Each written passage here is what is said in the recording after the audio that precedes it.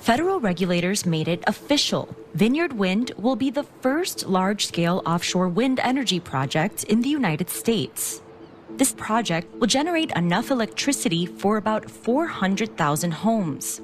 The CEO of Vineyard Wind, Lars Peterson, says this new project will kickstart the industry. Vineyard will be the first to use a new turbine that stands more than 850 feet tall, with each of its 3 blades stretching more than the length of a football field. About 15 miles south of Nantucket, off the coast of Massachusetts, a massive new wind farm is rising out of the Atlantic Ocean. The project is expected to start delivering electricity this fall. Those turbines will bring the Biden administration closer to its goal of the U.S. generating 30 gigawatts of power from clean offshore wind by 2030. But that goal won't be easy to reach. Building those super tall wind turbines is not cheap, and some projects have faltered. Costs have gone up. Price of steel has gone up. These giant towers use a lot of steel. All of a sudden, the project's costs are higher than they expected. That's Bloomberg's Will Wade. He got on a big boat to check out the wind farm. And a bit later, I talked to Nick Schultz. He's a commercial diver working on this project, and I asked him what it's like to build a wind turbine in deep water. Most of our day is just making sure it all goes right. Because, when you pick up something that weighs 1 million pounds, you got to have it as safe as you possibly can.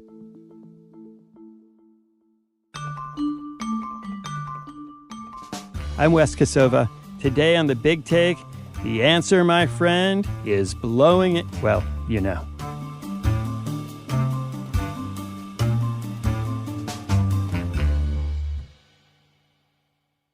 Will, you went out to see this giant wind project. What was it like? It was really fun. I had to go to Cape Cod in the summer. All my coworkers were like, wow, that's a real hardship assignment. Well, journalism can be tough. It is. We headed about 2 hours due south from Hyannis, out past Martha's Vineyard. And then when we get there, there's 6 monopiles sticking out of the ocean. The monopile is the foundation that they're going to attach the turbines to. Eventually, there's going to be 62 turbines, so they'll have to do 62 monopiles. And then they go out and attach the turbines. So there were 6 of them there, and they're sticking out of the ocean maybe 50 feet. But then a couple of miles away, they've got the substation. That thing was just huge. They needed 4 monopiles for that, and then they built the platform on top of that. It's a couple of 100 feet up.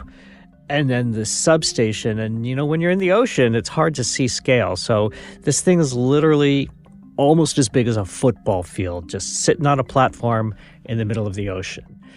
So all the turbines are going to be wired to the substation. The substation takes the electricity and it puts it on a big cable and it sends it all the way to shore. And so they have these platforms, these monopiles that the turbines will go on. And then how big are the turbines themselves going to be? I think we've all seen those things, the big blades spinning. Yeah, if you've ever seen a wind turbine on land, it's big, but the ones they make for offshore, they're even bigger. They're really big. So these are going to be about 850 feet tall. And I did a little math. That works out almost exactly to the height of the Washington Monument with the Statue of Liberty stacked on top. This project is going to be 62 of them. It's about 800 megawatts of capacity. That's going to be enough to power 400,000 homes in the region. It's a big project. And how long has this been under development? It's been under development for a long time. They got their initial power purchase agreement back in 2018. So they're just now starting to put these turbines up. How long until this thing is up and running? It's supposed to be complete in early 2024, but they told me that the first ones that are going to be installed, they're going to be wiring up as soon as they can. They should be delivering electricity in October. Already delivering? Wow, that seems pretty soon. Yeah, it's really soon. This will be the first electricity from a large-scale U.S. offshore wind project. There are 2 other offshore wind projects in service in the United States, but they're really just test projects. One is near Block Island. It's just 30 megawatts with 5 turbines. That was the first one. And then there's another one down in Virginia. It only has 2 turbines. There was really just, a demonstration project. So I imagine that people who like to use the beach and own property along the shoreline don't really want to look out and see giant turbines spinning. Can you see it from the shore? I mean, they're big. You could see them from a while. But I'm told that you will not be able to see it from the shore. We talk a lot about how we're trying to wean ourselves from natural gas, from coal, from other fossil fuels and move toward wind and solar. Why did it take so long for a project like this to get underway? This has just been a slow-moving industry in the United States. And certainly since this is the first big project, it's getting a lot of attention. They all have to go through a lot of environmental reviews. You got to go through state and federal oversight. You've got to do all of those environmental impact studies. The fishermen had plenty to say about the topic. It takes a long time to get all of the approvals that you need. And there's a whole bunch of other projects also planned up and down the East Coast. Is that right? Yeah, offshore wind is a big component of the U.S.'s climate strategy. And there's about 17 projects that are planned, running all the way up from the mid-Atlantic up to the Northeast. President Joe Biden has set a goal of having 30 gigawatts of offshore wind in service by 2030. So we'll see if we get there. But we're starting to hit some snags because this is such a slow-moving industry. Vineyard Wind is under construction now, and there's another project almost in the same area, South Fork Wind. It's under construction now. They'll probably be finished faster, but they won't have electricity delivered as fast, or so they say. But South Fork Wind is much smaller.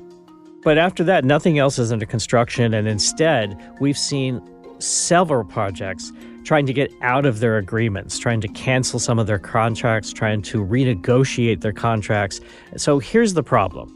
The basic business model for an offshore wind project is you plan your project, then you have to get a PPA. That's a power purchase agreement. That means you've got someone onshore that's willing to buy the electricity. And they're usually run for decades, 20, 25 years is standard.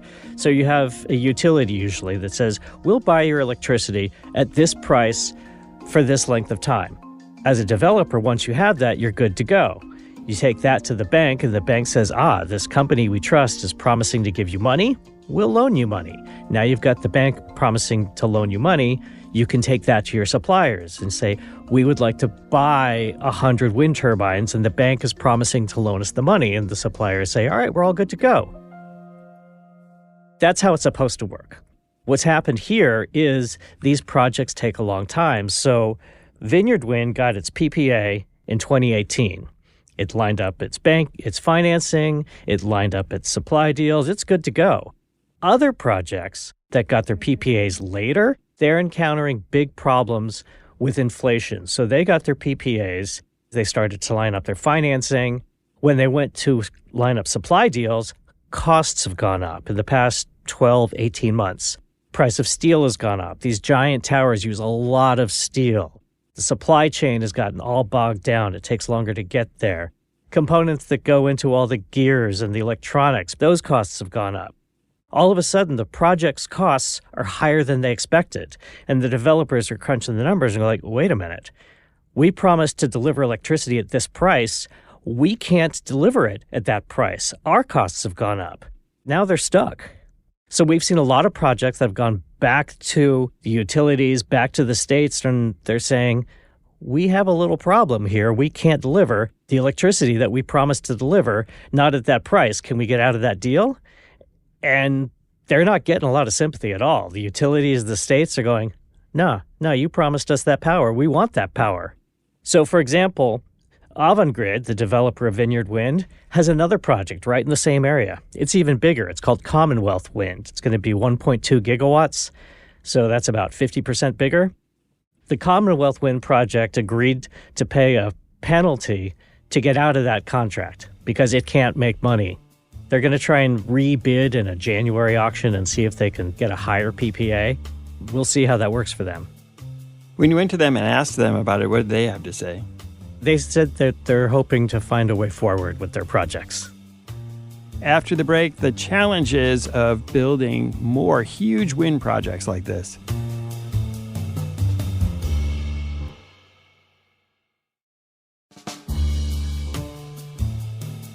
When I think about climate change, I think jobs.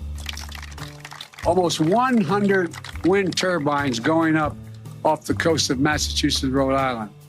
Jobs manufacturing 2,500-ton steel foundations that anchor these offshore wind farms to the sea floor. Will, you mentioned before that President Biden has this goal of 30 gigawatts of wind power. Exactly what does that mean? A gigawatt sounds big, but what does that translate to?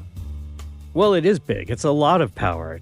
But what it translates to, it's harder to measure. So, for example, Vineyard Wind is going to be 800 megawatts. A little side note here to help wrap our brains around this. There are 1,000 megawatts in a gigawatt. So this 800 megawatt project is 80% of a gigawatt. And they say that's going to be enough for 400,000 homes in the area. So keep in mind, it's in New England, because a gigawatt of power in New England isn't the same as a gigawatt of power in Texas. Why is that? Texas is really hot. They use a lot of air conditioning. That's a lot of electricity. So a gigawatt there won't go as far as a gigawatt in Maine, where they don't need as much electricity. So the idea is that powering an air conditioner is more than powering a light bulb. Exactly. Plus, you have to think about what kind of electricity it comes from. One of my standard measures is a nuclear power plant, a big conventional nuclear power plant. Most people can probably just imagine what it looks like. Those are about a gigawatt each, but they run night and day, 24/7, almost 365 days a year. A gigawatt of wind power, they're not going to run 24/7. The best winds are usually at night. So a gigawatt of nuclear will go further than a gigawatt of wind. Just because it's operating 24 hours a day. Because it runs around the clock. They're placing these giant turbines out in the Northeast. Why there? The U.S. Northeast is one of the two best places in the world for offshore wind power, and there's two reasons for that. One, the winds are strong and consistent, and two, and this is really important, the water's not very deep. Vineyard Wind's going to be in about 30 to 50 meters of water. It's like 100 to 150 feet. That is not a huge engineering challenge. When you go off to California, for example, off the whole West Coast, the water offshore gets real deep real fast. So you couldn't build an offshore wind turbine like that in 1,000 feet of water. So what are they going to do about that? Is there a solution to that? Yes, they're experimenting with floating wind farms. So they won't be on monopiles that are bolted to the bottom of the ocean. They're going to be literally these floating platforms with a wind turbine attached to it, and they're going to anchor them at the bottom. It's an experimental technology, but they say it's a lot easier to do because you can build it on shore and then tow it out to sea. So that should be faster and cheaper, but it's still new and unproven. And those things aren't going to be bobbing in the water? They will bob in the water, but they have counterweights on the bottom, so they'll bob down and bob back up. And the turbines will always stay straight up and down? They'll move around a little bit, but not so much that they don't work. Europe has been building these wind farms for a long time. They're way ahead of the U.S. Why are they? Oh, it's really simple. They don't have as much space.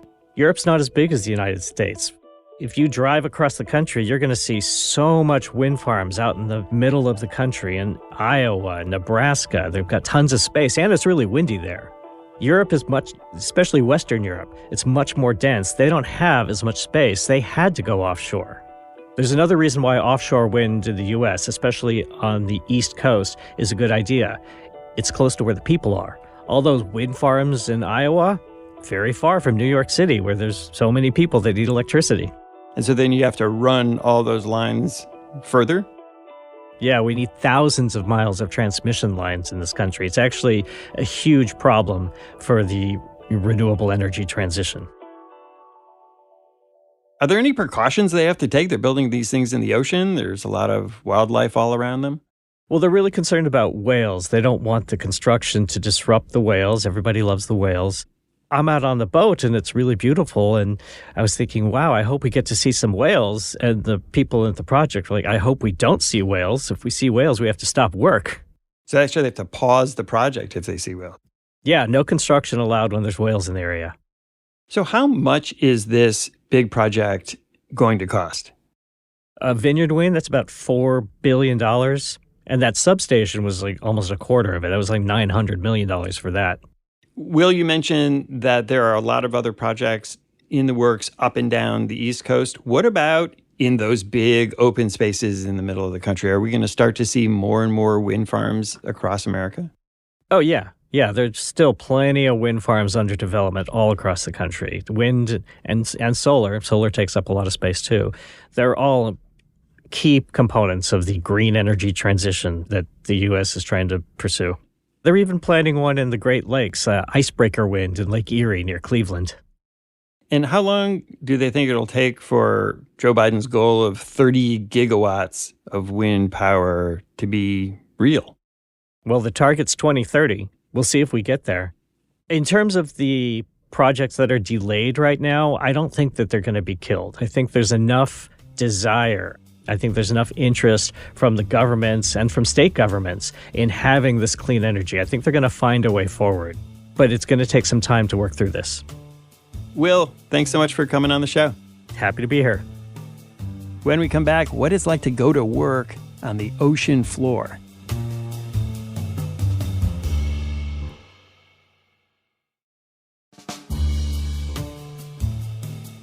My name's Nick Schultz. I'm a member of Pile Drivers Local Union 56. I'm a commercial diver and pile driver, and I do all kinds of marine construction. So, Nick, you've worked on some of these big offshore wind projects. Your work in the water is on the kind of the infrastructure that goes beneath these giant turbines. Yes. And that's really what's been happening right now as they're preparing to start putting up the first of them. Can you describe what that work is like? I mean, you're out in the middle of the water and you're putting in these really big structures to hold giant turbines.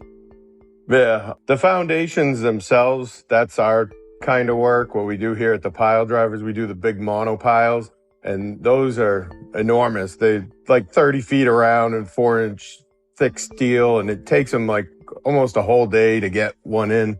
But there's so much stuff we do in the water.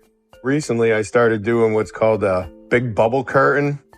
And that's like to reduce sound noises for the animal life in the area. It's really like I've never seen it before, never even done it before. And it's like one of the neater things we do because they do acoustical readings.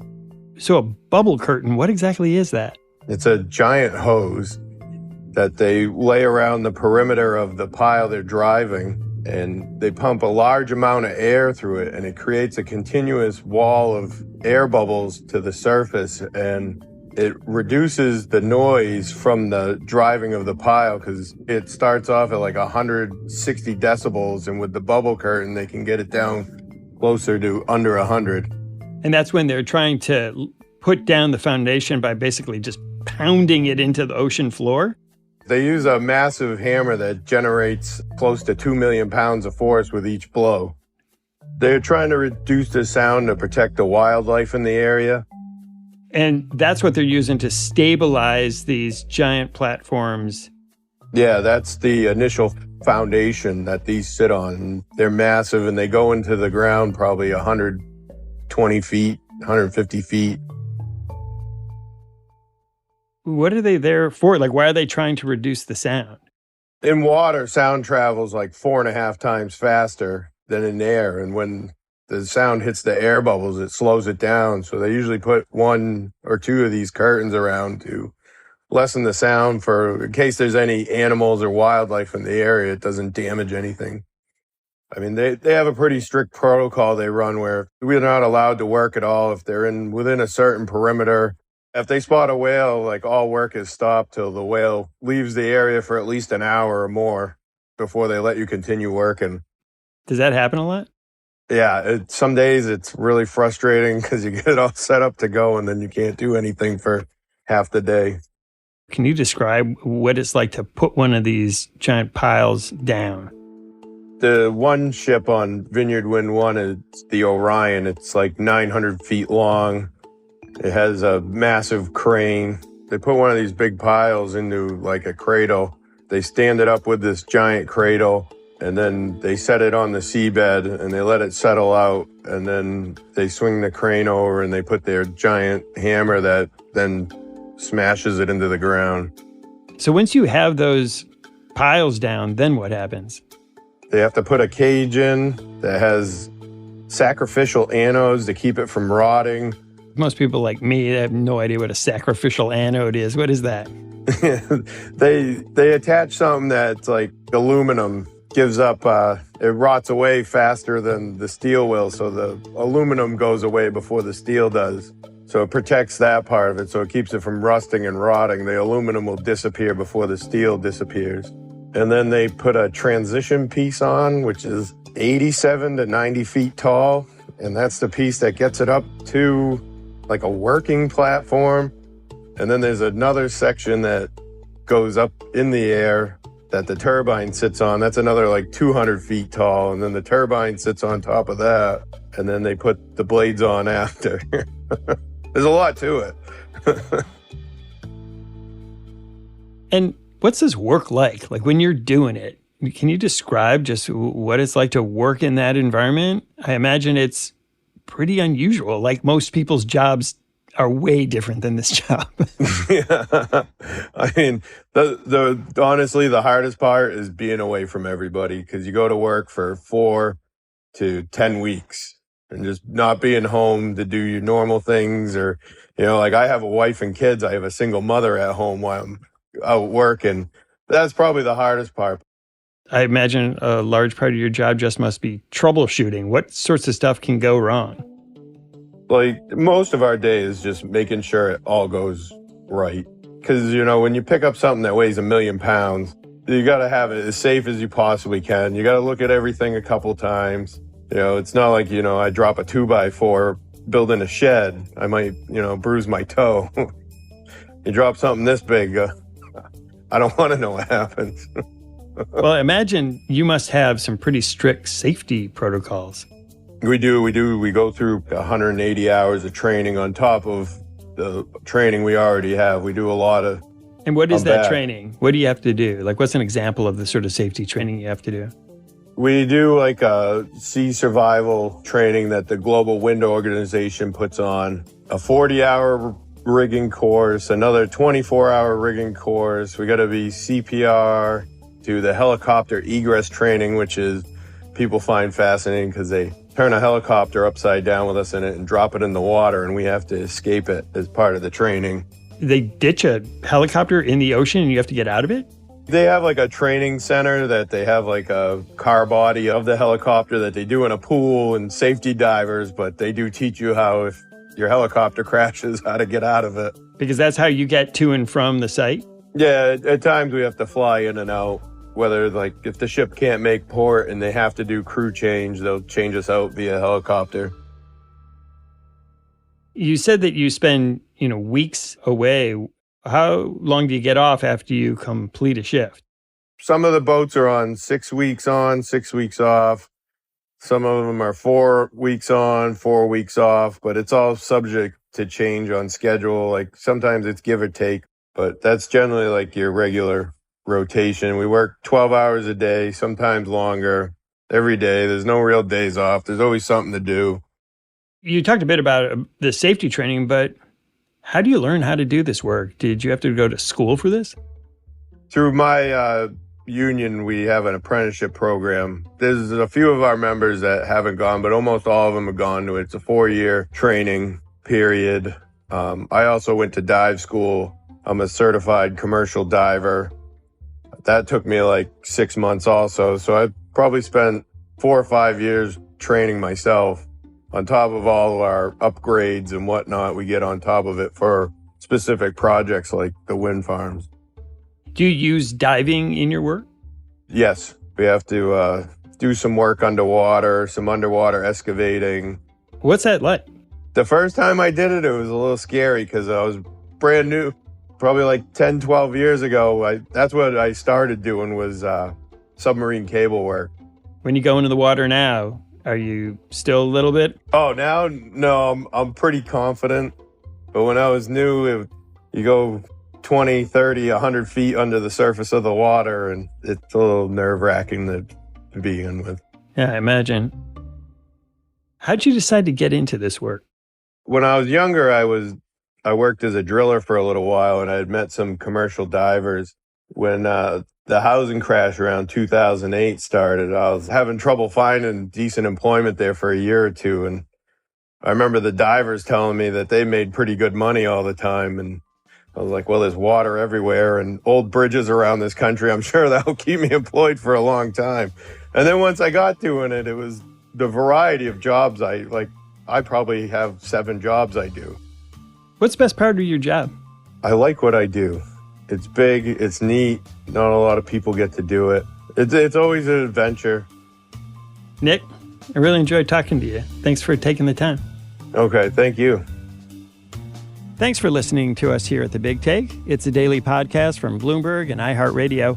For more shows from iHeartRadio, visit the iHeartRadio app, Apple Podcasts, or wherever you listen. And we'd love to hear from you. Email us questions or comments to bigtake@bloomberg.net. The supervising producer of The Big Take is Vicky Vergolina. Our senior producer is Catherine Fink. Our producers are Mo Barrow and Michael Falero. Raphael Amsili is our engineer. Our original music was composed by Leo Sidran. I'm Wes Kosova. We'll be back tomorrow with another Big Take.